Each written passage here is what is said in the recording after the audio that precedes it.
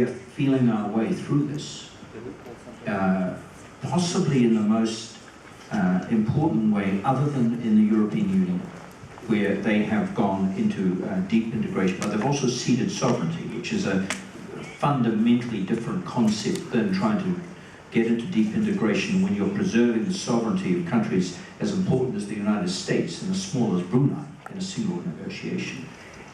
And the way this is going, Bruce, is, first of all, we are negotiating labour and environmental chapters in those agreements and trying to find, I don't think we're quite there yet, the sweet spot where, on the one hand, you've got convergence of policies to recognise the public is no longer prepared to accept just the pure trade liberalisation model for the reasons you've outlined, and yet trying to avoid frightening the horses and putting in place, for some of the less developed members of TPP, standards that they're not really prepared to accept at this stage of their development. So that's going on one hand. On the other ideological side, but the same question, is things like ISDS and disciplines on pharmaceutical products, pricing policies, and I can say what I've said in the public here.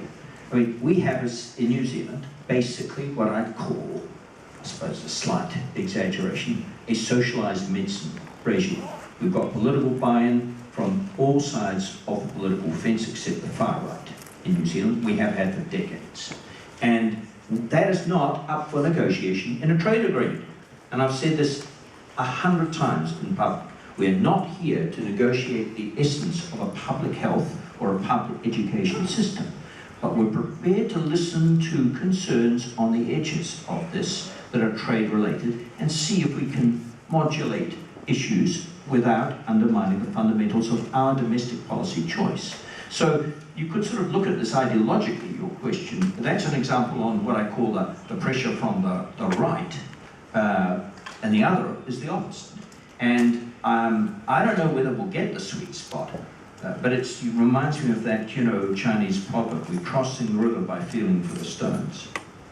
Roberto, do you want to jump in there? Deep integration, as you construct the next chapter of the Doha Development Agenda, do you think Ruth is right? We've reached